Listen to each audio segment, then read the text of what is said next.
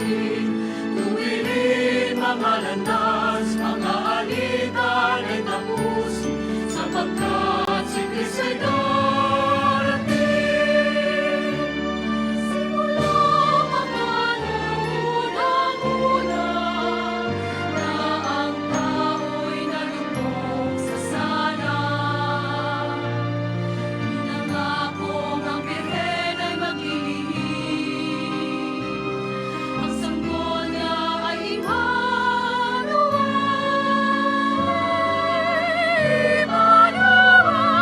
Masaya nating ipaghanda ang pagdating ng manunubos, tagapagligtas natin.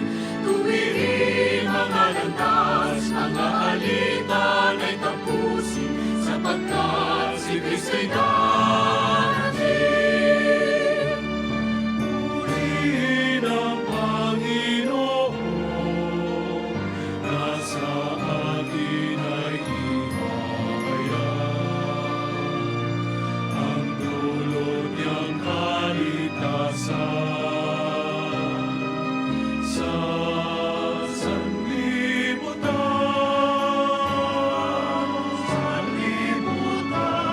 Masaya nating ipaghanda ang pagdating ng manunubos, tagapagligtas natin. Tuwirin mga landas, mga alitan ay tapusin, sapagkat si Kristo'y darating. Simula pa man noong unang-una, na ang tao'y nalubog sa sala. Pinangakong ang Birhen ay maglilihim, ang sanggol niya ay Emmanuel.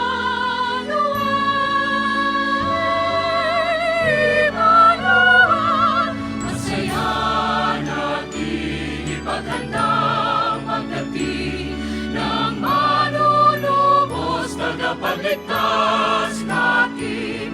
Tuwirin mga landas, mga alitan ay tapusin, sapagkat si Kristo'y darating.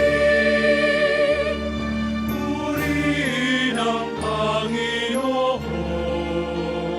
nasa atin ay ihahayag ang dulot niyang kaligtasan sa sanlibutan.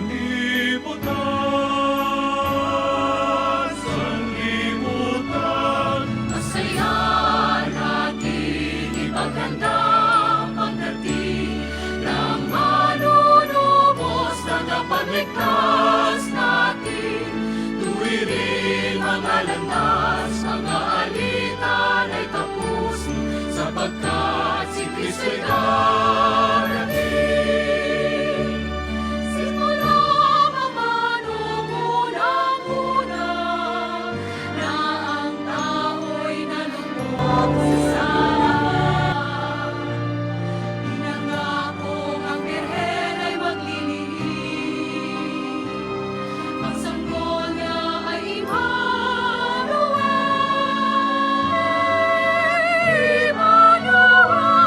Masaya nating ipaghanda ang pagdating ng Sa ngalan ng Ama at ng Anak at ng Espiritu Santo, Amen. ang pagpapala ng ating Panginoong Heso Kristo, ang pag-ibig ng Diyos Ama, at ang pakikipagkaisa ng Espiritu Santo naway sumainyong lahat. At sumaiyo rin. Ngayon po ay bispiras ng pagdiriwang ng dakilang kapistahan ng Pasko ng pagsilang ng ating Panginoon.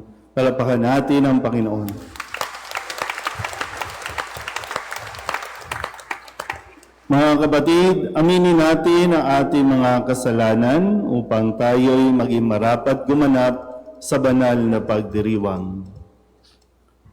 Inaamin ko sa makapangyarihang Diyos at sa inyo mga kapatid, na lubha akong nagkasala sa isip, sa salita at sa gawa, at sa aking pagkukulang. Kaya isinasamo ko sa mahal na Birheng Maria, sa lahat ng mga anghel at mga banal, at sa inyo mga kapatid, na ako'y panalangin sa Panginoong ating Diyos. Kawaan tayo ng makapangyarihang Diyos, patawarin tayo sa ating mga kasalanan, at patnubayan tayo sa buhay na walang hanggan. Amen. Panginoon, kaawaan mo kami. Panginoon, kaawaan mo kami. Kristo, kaawaan mo kami. Kristo, kaawaan mo kami. Panginoon, kaawaan mo kami. Panginoon, kaawaan mo kami. Papuri sa Diyos sa kaitasan.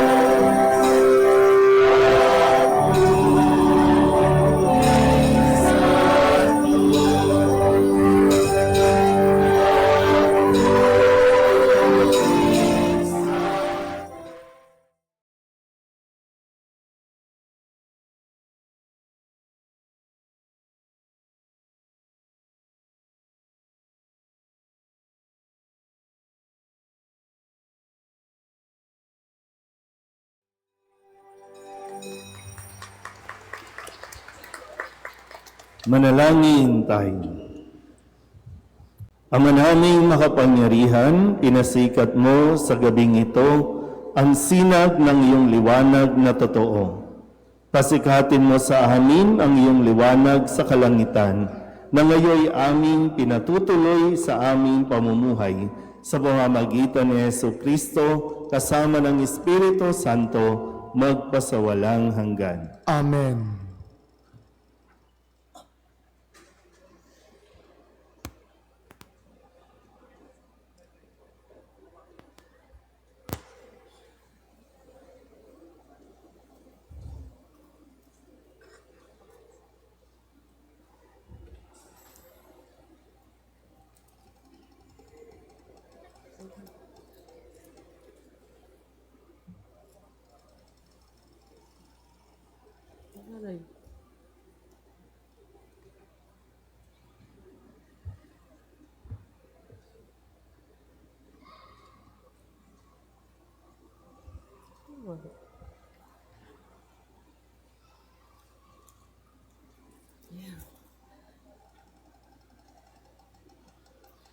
Pagbasa mula sa aklat ni Propeta Isaías.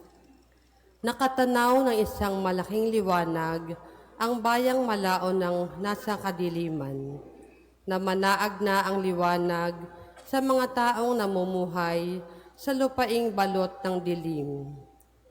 Iyong pinasigla ang kanilang pagdiriwang, dinagdagan mo ang kanilang tuwa, tulad ng mga tao sa panahon ng anihan. Tulad ng mga taong naghahati ng nasamsam na kayamanan. Nilupig mo ang bansang umalipin sa iyong bayan, tulad ng pagkalupig sa hukbo ng Madyan. Binali mo ang panghambalos ng mga tagapagpahirap sa kanila, sapagkat ang panyapak ng mga mandirigma, ang lahat ng kasuot ng tigmak sa dugo ay susunugin. Sapagkat ipinanganak para sa atin ang isang sanggol na lalaki. Ibinigay ang isang anak sa atin, at siya ang mamamahala sa atin.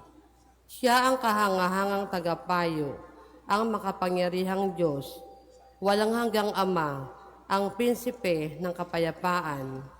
Malawak na pangyarihan at walang hanggang kapayapaan ang ipagkakaloob sa trono ni David at sa kanyang paghahari, upang matatag ito at papanatilihin sa katarungan at katwiran, ngayon at magpakailanman.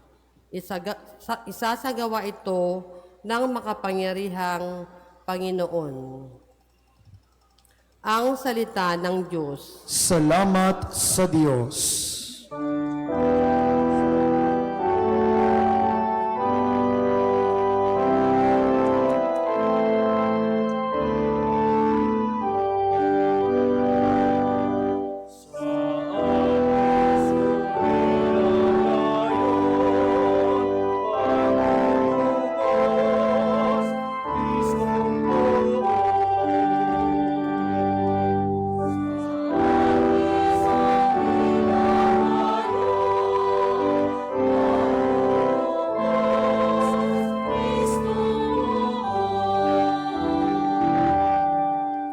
Purihin ang Panginoon, awitan ng bagong awit.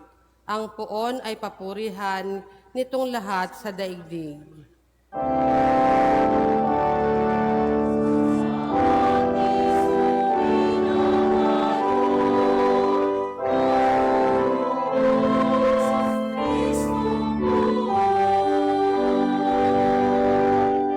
Awitan ng Panginoon, ngalan niya ay purihin.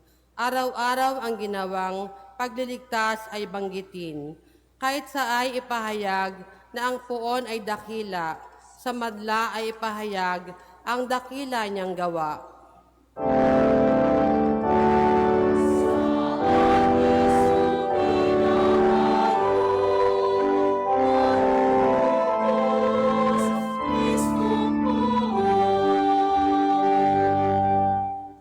Lupa't langit ay magsaya, umugong ang kalaliman.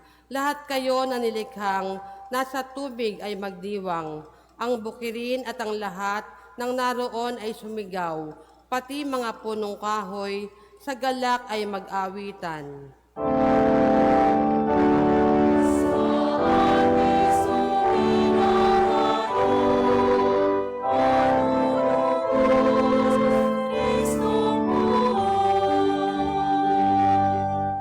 Ang poon ay pupurihin pagkat siya ay daratal, paririto sa daigdig upang lahat ay hatulan. Tapat siya kung humatol at lahat ay pantay-pantay.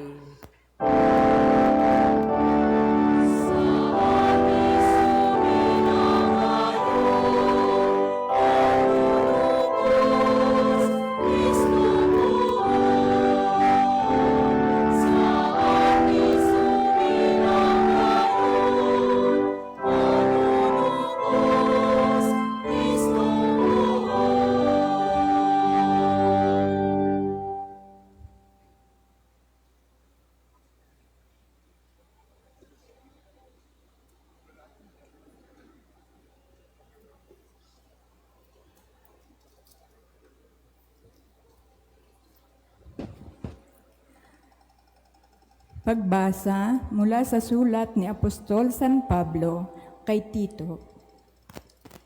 Pinakamamahal kong kapatid, inihayag ng Diyos ang kanyang kagandahang loob na nagdudulot ng kaligtasan sa lahat ng tao. Ito ang siyang umaakay sa atin upang talikdan ang likong pamumuhay at damdaming makalaman. Kaya't makapamumuhay tayo ngayon ng maayos, matuwid at karapat-dapat sa Diyos, samantalang hinihintay natin ang ating inaasahan, ang dakilang araw ng paghahayag sa ating dakilang Diyos at tagapagligtas na si Jesucristo sa gitna ng kanyang kaningningan. Ibinigay niya ang kanyang sarili upang iligtas tayo sa lahat ng kalikuan at linisin para maging kanyang bayan na nakatalagang gumawa ng mabuti. Ang salita ng Diyos. Salamat sa Diyos.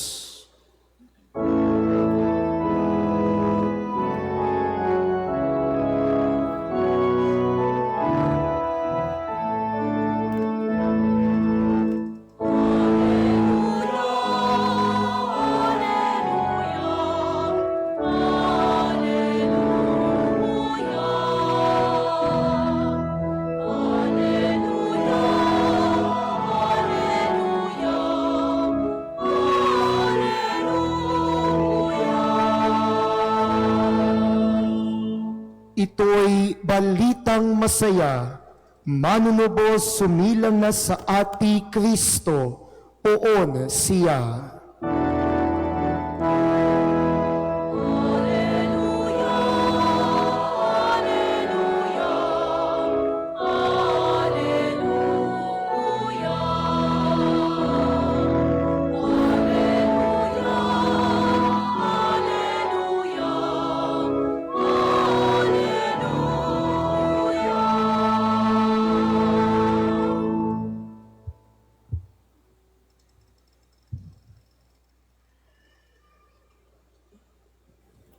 Sumainyo ang Panginoon. At sumaiyo rin. Ang mabuting balita ng Panginoon ayon kay San Lucas. Papuri sa iyo, Panginoon.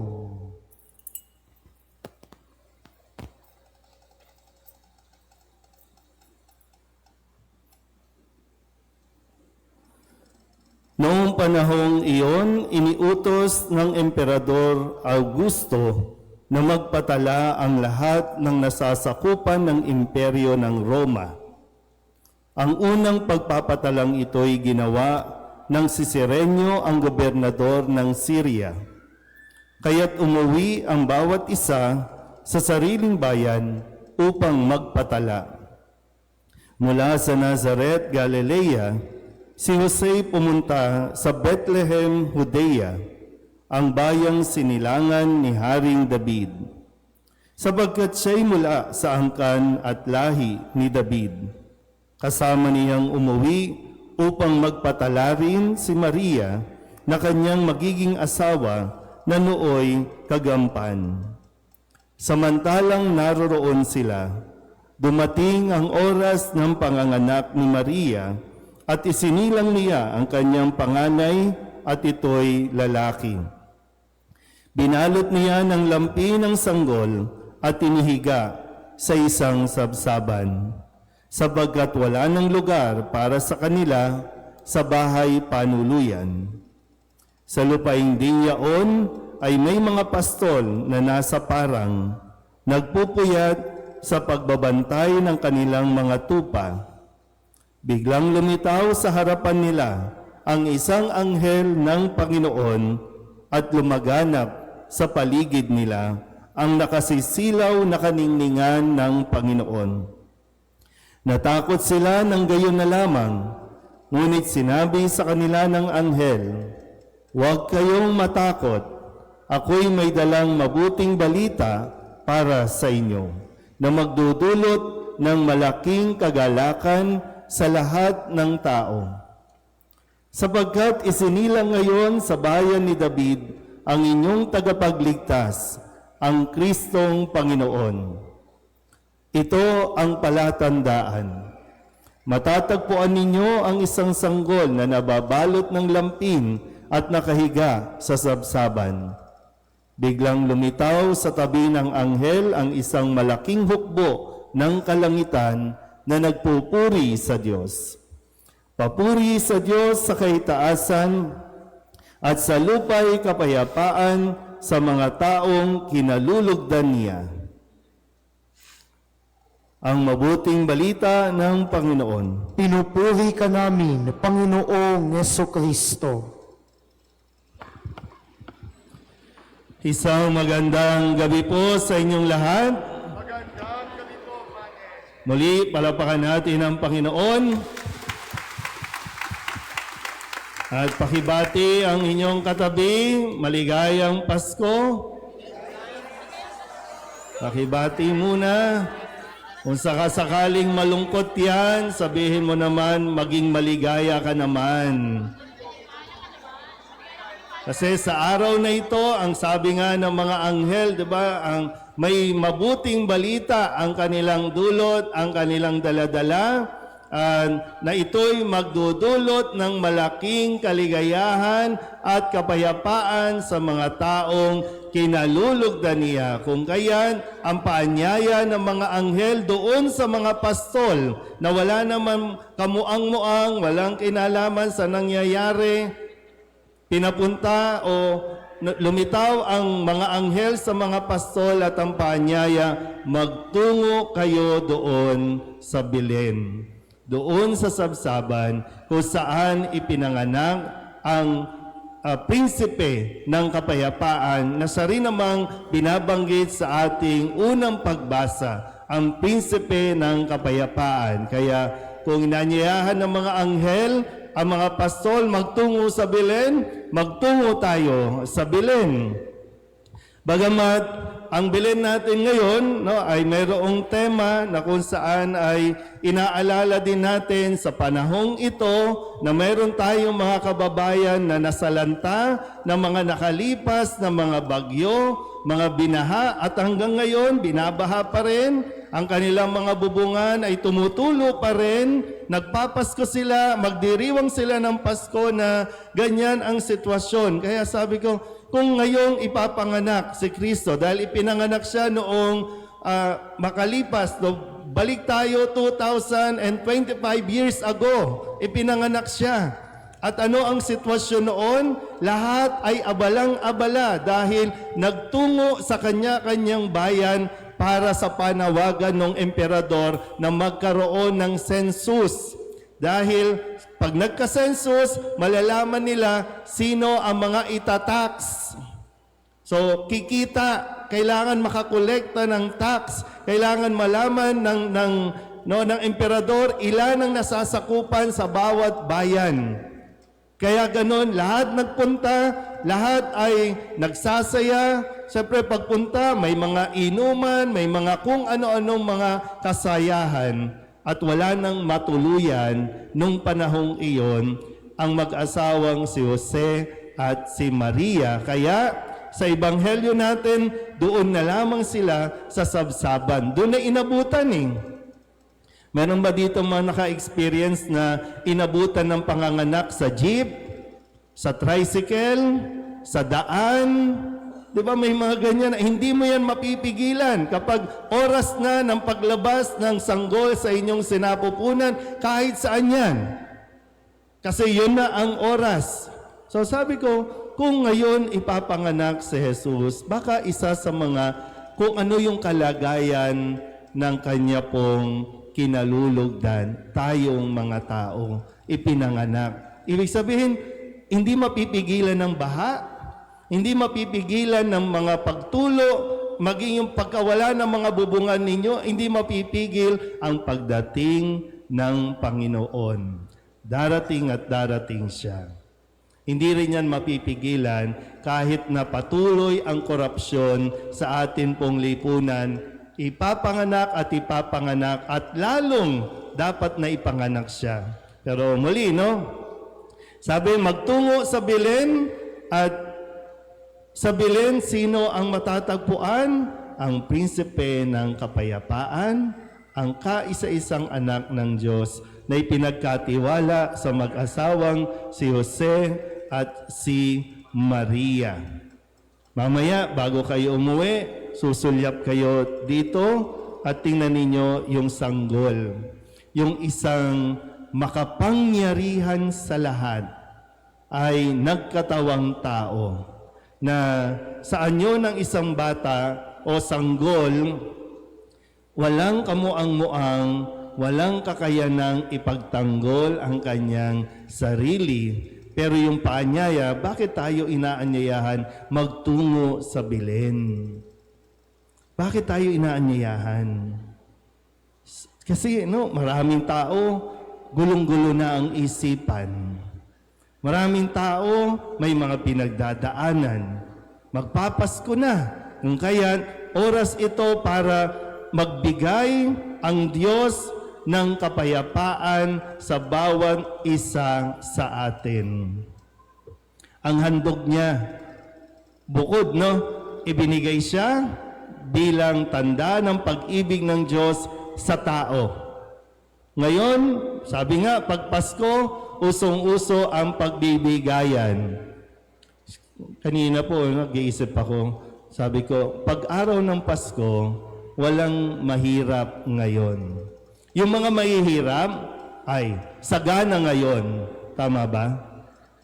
Kahit yung mga nandyan sa paligid, busog yan ngayon.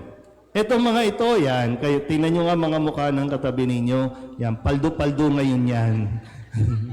Paldo yan. Walang tao, walang pera ngayon. No, meron yan. At talagang gagastos at gagastos ang lahat ng mga naririto, lalo na bukas, gagastos yan. Yung mga, sabi ko, pambihira. Yung mga mahihirap, gagastos ngayon. Yung mayayaman, nagpapahinga ngayon. Naalo nyo ba? Mapapahinga yung mayayaman, sige, ubusin ninyo ang pera kasi mapupunta sa amin yan. Nakukuha nyo ba? O kaya, gamitan nyo rin ang utak, di ba? Sila nagpapahinga na ngayon, sitting pretty ngayon kasi kumita na sila eh. O ngayon, itong mga ito, mga gagastos ito bukas. So yung paggastos ninyo, ikakayaman nila. Pero yun ba? Diba? Kaya nga sabi ko, pag nilayan nga natin, punta tayo sa Belen. Siya ang unang nagbigay sa atin. Kung tutuusin, wala siyang ibang kailangan sa atin na maibibigay natin sa Kanya. Nag-exchange gift tayo, magbibigay tayo ng regalo, pero ang tanging handog kasi ni Jesus, kapayapaan. Sabihin niyo nga po, kapayapaan. Iba't iba yung kapayapaan na hinahanap natin. Kapayapaan na wala nang mag-aaway, kapayapaan na wala nang samaan ng loob, kapayapaan na wala na sanang sakit, kapayapaan na wala na sanang naghahabol sa iyo na magbayad ka ng utang. Pero kung gusto mo ng kapayapaan, yun ang ihandog natin sa Belen. Yung pagbabago, kaya nga, di ba, 9 na araw tayong naglakbay, nagnilay para makarating dito sa Belen. So ano ang iaalay mo? Ano ang ibibigay mo? Na sana, pagdating mo dito, iwan mo na. Pero nasa sa iyo pa rin ang desisyon. Kasi pwedeng, pagpunta mo dito, iiwan mo na yung, ay, meron akong kagalit, meron akong nakasagutan, meron akong nakasamaan ng loob, iwan na yan dito. Ay, meron akong nagawang kasinungalingan sa aking asawa, sa aking pamilya, iwan na yan dito. Pag alis mo dito, huwag mo nang dalhin. Kasi para bang, pag Pasko, break time lang, one day break time. Kaya nga ngayon, Pasko, break time ang Senado, break time ang Congress, break time ang ating Vice Presidente at ang Pangulo. Break time lang. Tapos pagdating ng December 26, 27, bakbakan na naman. Ano nangyari? Hindi natin iniiwan kasi sa Belen. Dinadala natin ulit. Kaya yung ibinibigay na kapayapaan, nawawala din. Sabihin nyo nga sa katabi ninyo, ibigay mo na. Pero minsan kasi, mahirap yung na-attach ka na, di ba? Yung attachment, na-attach ka na sa sama ng loob, na-attach ka na sa kasinungalingan, na-attach ka na dyan, kaya hirap na hirap kang alisin, na para bang bahagi na siya ng iyong pagkatao, nakadikit na sa balat. Parang ganun, no? Pero ulitin ko, kung gusto natin ng kapayapaan, at yan lang din naman ang handog ng ating Panginoong Hesukristo, kaya ipinanganak, nasa sa inyo po pa rin naman ang desisyon. Kung ngayong Pasko, anong pinagkaiba nito sa mga nakalipas na Pasko? Nasa sa inyo po yan. Kasi hindi naman niya ipinanganak para magicin tayo o kaya kontrolin tayo.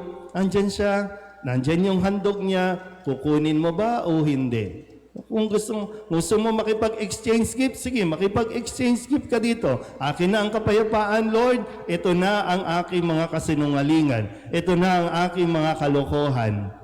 At bibit-bitin natin yung kanyang mga aral, yung kanyang mga biyaya na handang-handa naman at hindi niya ipinagdadamot, lalong-lalo na libre ito. Siya na may kaarawan, siya ang nagbibigay ng handog sa atin. So ulitin ko po, nasa sa inyo yan. Kung pagtungtong ninyo rito mamaya o bukas, iiwanan nyo na. O pagkatapos niyan, bukas, away na tayo ulit. Magpo-post na tayo ulit sa social media, lalo pa mamaya, kala mo bagay yung damit niya, hindi naman bagay. Diba? Mabubwisit na naman tayo. Tingnan natin, tingnan nyo po, kung sino sa atin ang magpo-post ng kaplastikan sa social media. Kasi dapat ang binabati natin ang maligayang Pasko, Merry Christmas, yung mga dapat nating batiin. Yung katabi nyo, alam na niya na Merry Christmas. Sige, tingnan nyo yung katabi ninyo. Pag ginalaw ninyo yung sound system natin, mawawalan tayo ng kapayapaan dito. So, sana po, pag nilayan natin ng mabuti, nawa ang handog na kapayapaan ng ating Panginoong Hesukristo na isinilang na noon-noon pa, ay magdulot nawa sa atin at tanggapin nawa natin ang kanyang ibinibigay na regalo. Amen? Maligayang Pasko po sa inyong lahat.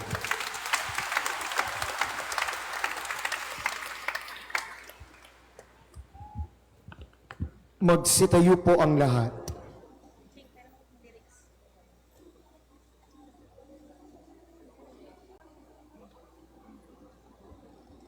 Ipahayag natin ang ating pananampalataya. Sa bahagi ng nagkatawang tao siya, ihinto muna tayo at lahat ay luluhod. Sumasampalataya ako sa Diyos amang makapangyarihan sa lahat, na may gawa ng langit at lupa. Sumasampalataya ako kay Jesucristo, iisang anak ng Diyos, Panginoon nating lahat.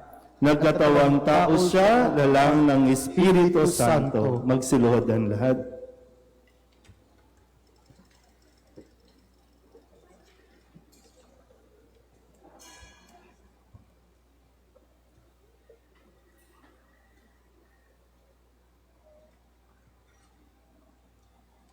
Magsitayo ang lahat.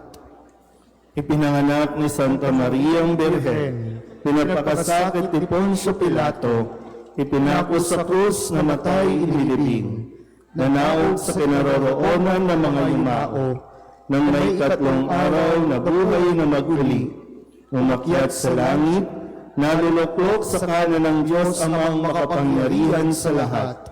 Doon magmumulang paririto at uhukom sa nabubuhay at namamatay na tao. Sumasampalataya naman ako sa Diyos Espiritu Santo, sa banal na simbahang katolika, sa kasamahan ng mga banal, sa kapatawaran ng mga kasalanan, sa pagkabuhay na muli ng nangamatay na tao, at sa buhay na walang hanggan. Amen. Puno ng kagalakan ng ating mga puso habang ginugunita natin ang pagsilang ng ating Panginoon at tagapagligtas na si Jesucristo.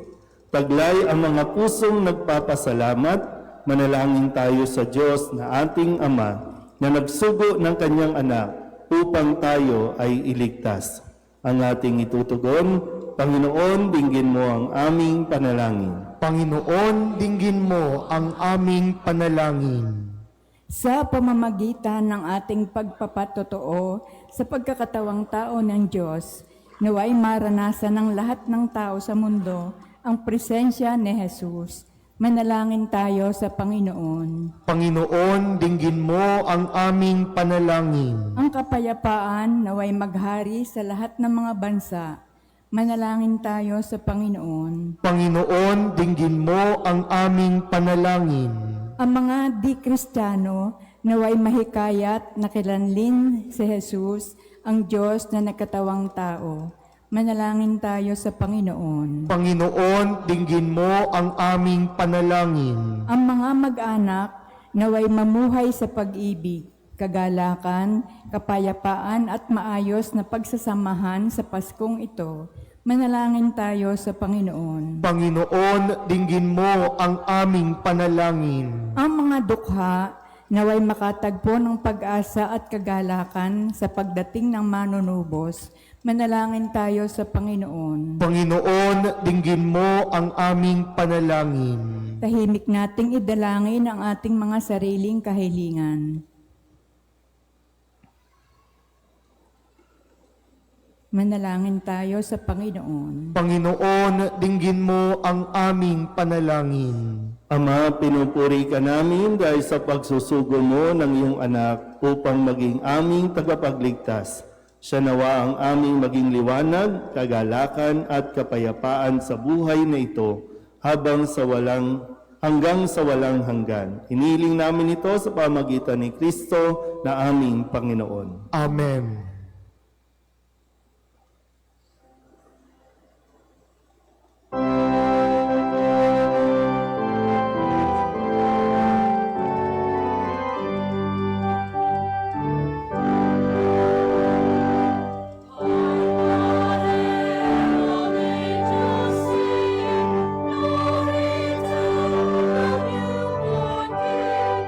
Israel, mercy, Lord.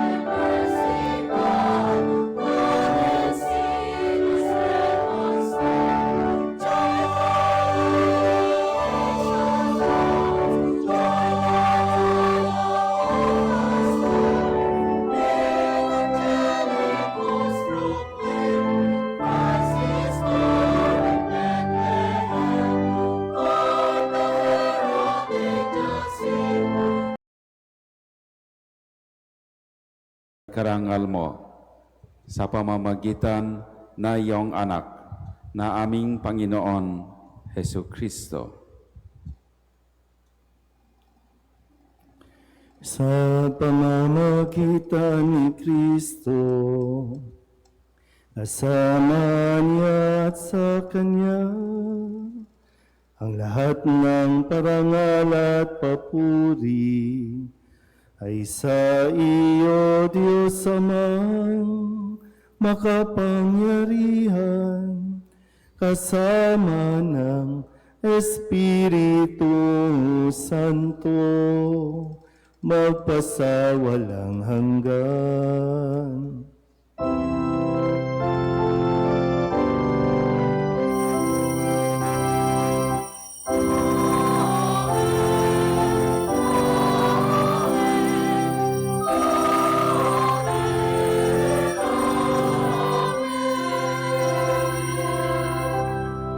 Sa tagabili ng mga nakagagaling na utos at turo ni Jesus sa Panginoon natin at Diyos, ipahayag natin ang lakas loob.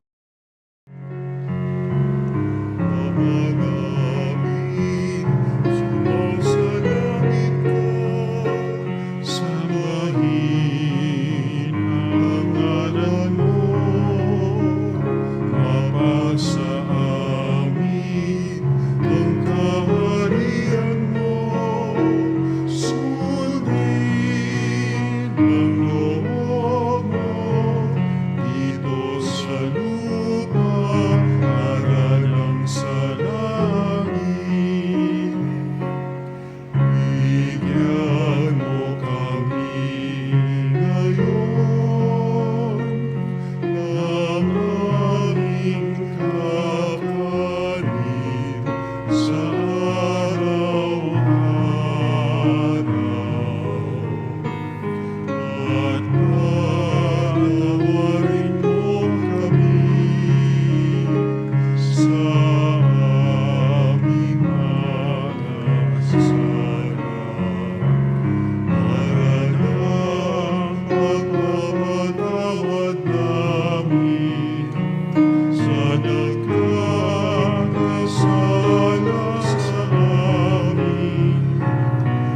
At wag mo kami ipahintulot sa tukso, at iadya mo kami sa lahat ng masama. Hinihiling namin kami iadya sa lahat ng masama, pagkalooban ng kapayapaan araw-araw, iligtas sa kasalanan at ilayo sa lahat ng kapahamakan, samantalang aming pinananabikan ang dakilang araw ng pagpapahayag ng tagapagligtas naming si Yesu Kristo. Sa makati ang kaharian, kapangyarihan at kapurihan, ngayon at magpakailanman.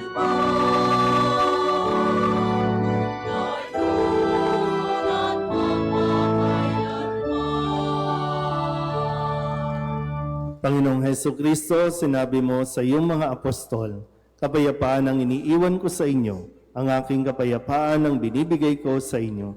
Tunghiyan mo ang aming pananampalataya at huwag ang aming mga pagkakasala. Pagkalooban mo kami ng kapayapaan at pagkakaisa ayon sa iyong kalooban, kasama ng Espiritu Santo, magpasawalang hanggan. Amen. Ang kapayapaan ng Panginoon ay laging sumainyo. At sumaiyo rin. Magbigayan tayo ng kapayapaan sa isa't isa.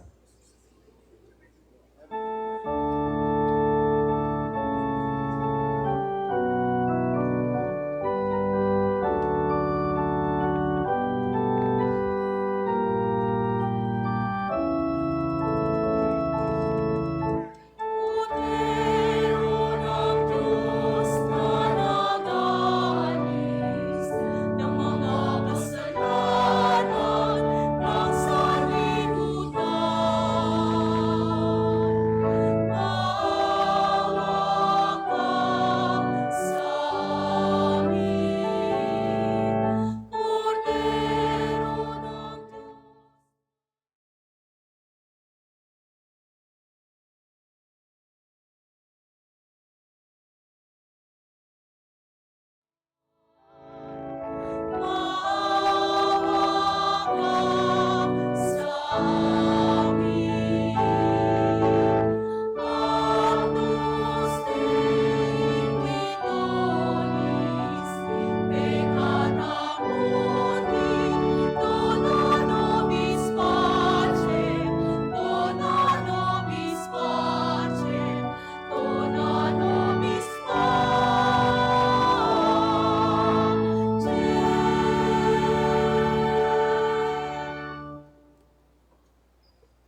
Ito ang kordero ng Diyos.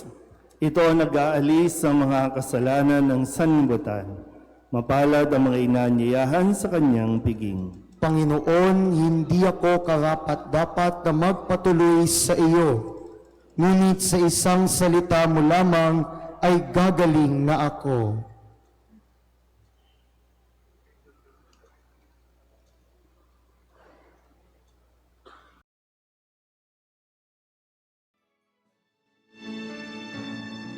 Masaya nating ipaghanda ang pagdating ng marurubos na kapagligtas natin. Tuwirin mga landas, mga alitan ay tapusin, sapagkat si Kristo'y darating. Simula pa man unang-una, na ang tao'y nalubog sa sala. Pinangakong ang Birhen ay maglilihim, ang sanggol niya ay Emmanuel.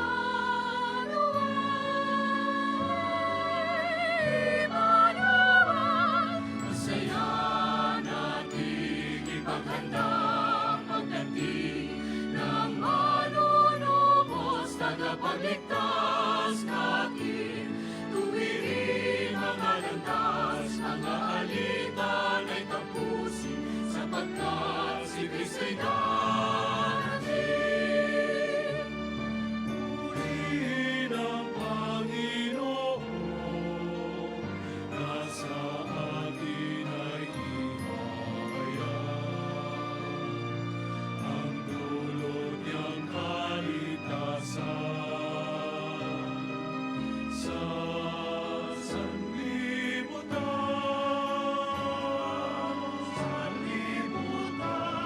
Masaya nating ipaghanda ang pagdating ng manunubos, tagapagligtas natin. Tuwirin mga landas, mga alitan ay tapusin, sapagkat si Kristo'y darating. Simula pa man unang-una, na ang tao'y nalubog sa sala. Pinangakong ang Birhen ay maglilihim, ang sanggol niya ay Emmanuel.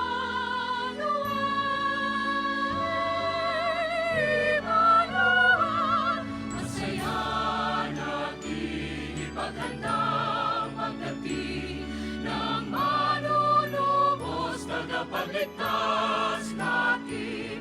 Tuwirin mga landas, mga alitan ay tapusin, sapagkat si Kristo'y darating. Purihin ang Panginoon, nasa atin ay ihahayag ang dulot niyang kaligtasan sa sanlibutan.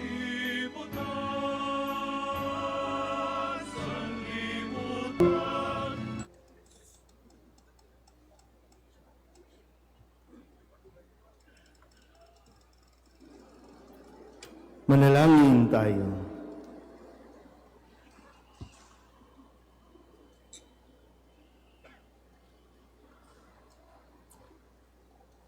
Ama naming mapagmahal, sa pagdiriwang namin na maligayang Pasko, pagindapatin mong kami makasalo sa pamumuhay ng anak mong kaluguban. Mula po sa amin dito sa parokya ng San Jose Gagalangin Tondo, together with Father Xavier, ang ating po nakasamang pari dito, we wanna greet you a Merry Christmas sa inyo pong lahat. At salamat po sa lahat ng mga sumusuporta, tumutulong, nakikisa sa mga gawain natin at nawa kami po ay nakakatulong na mailapit kayo sa Panginoon at kayo naman ay mailapit namin sa Panginoon lalo na sa pagtanggap ng mga sakramento. Nawa, ang kapayapaan lagi ay sumainyo. Sumainyo ang Panginoon. At sumaiyo rin. Paalala ko po pala, bukas po ay Sunday schedule po tayo, ha? 5:30 ng umaga yung usual na simula hanggang 8 p.m. So bago po kayo gumala, bago nyo po ilako ang inyong mga anak at dalhin sa kung saan-saan, huwag nyo pong kalimutan na makapagsimba ulit bukas po. Iyuko ninyo ang inyong mga ulo at tanggapin ang maringal na pagbabasbas. Ang Diyos na humawi sa kadiliman noong magkatawang tao ang anak niyang mahal at nagdulot ng liwanag sa banal na gabi. Pakundangan sa kanyang pagsilang ay siya nawang magtaboy sa dilim ng kasamaan at mapagningning sa liwanag ng kabutihan sa inyong kalooban ngayon at magpasawalang hanggan. Amen. Ang Diyos na nagsugo ng anghel para ihatid ang magandang balita ay siya nawang pumuspos sa inyo ng tuwa para maihatid sa tanan ang kanyang mabuting balita ngayon at magpasawalang hanggan. Amen. Ang Diyos na nag-ugnay ng lupa sa kalangitan, ang siya nawang pumuspos sa inyo sa kapayapaan at kaluguran bilang mga katambal ng nasa langit niyang sambayanan ngayon at magpasawalang hanggan. Amen. At pagpalain kayo ng makapangyarihang Diyos, Ama at Anak at Espiritu Santo. Amen. Tapos na ang banal na misa, humayo kayo sa kapayapaan ng ating Panginoong Heso Kristo. Salamat sa Diyos. Merry Christmas sa inyo pong lahat.